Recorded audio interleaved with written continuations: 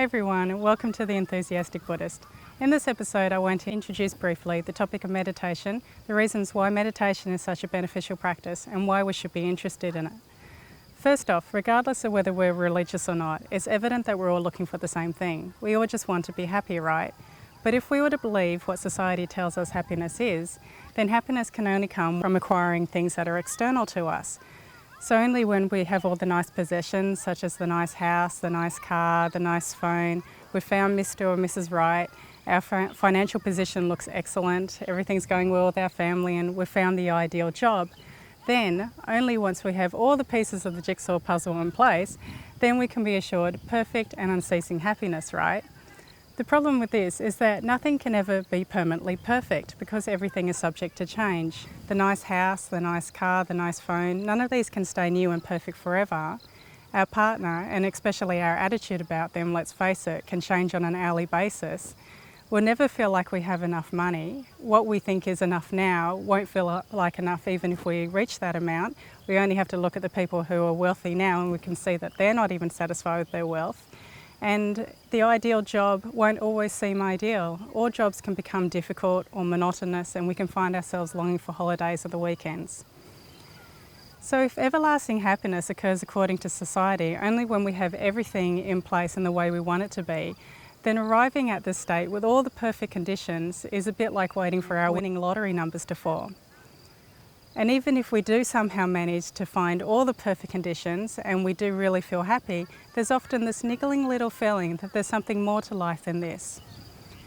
The great spiritual masters who have turned away from looking for happiness in worldly things all say the same thing, that we're all just looking in the wrong place. Instead of looking for happiness in external things, we need to turn our attention within. I'm sure you've all heard the phrase, happiness comes from within. The Buddhist teachers suggest that we just have to discover the treasure within, that we all have this unceasing reservoir of joy and happiness within us, and we're all deserving of experiencing this, so we should be putting our effort towards it.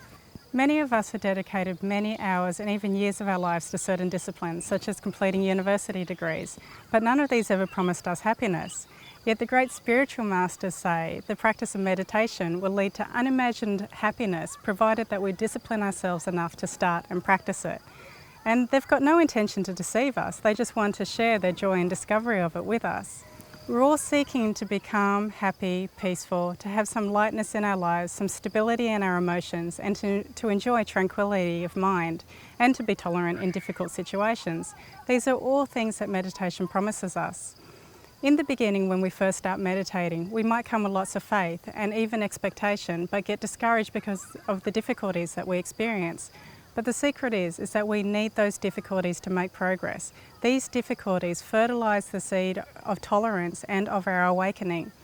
Whether our minds are chaotic and filled with lots of thoughts, or we're experiencing physical pain in the body, whatever happens, it's important first just to be mindful of it. Meditation is not necessarily about having perfect, blissful meditations where we have no thoughts whatsoever.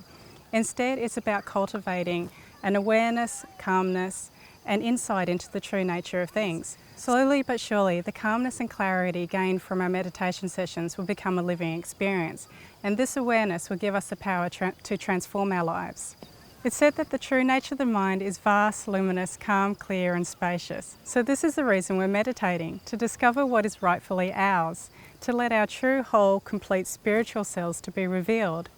Meditation is the fastest tool to get in contact with the real you, the kind and compassionate you, the calm and not the reactive you, the wise and forgiving you. So meditation is the formal training, the tool we use to discover this treasure within. We can all find this treasure because we all have a mind. It's incorrect to think of meditation as merely a relaxation practice. Although we might noticeably relax in our body and mind when we start to meditate, we're trying to cultivate a mind that is concentrated, sharp and clear, as opposed to one that's dull, sleepy and sort of a daydreaming state. Meditation as a formal training means to hold the mind single-pointedly on an object for a period of time. The object of meditation can be our body, our breath or the statue of the Buddha. No matter which object we choose, each can be equally worthwhile. This type of one-pointed meditation calms and focuses the mind and is known as calm abiding or shamatha meditation. Our minds are currently like an ocean with waves, where our thoughts are like the waves, making it impossible to see what lies beneath the surface of the sea.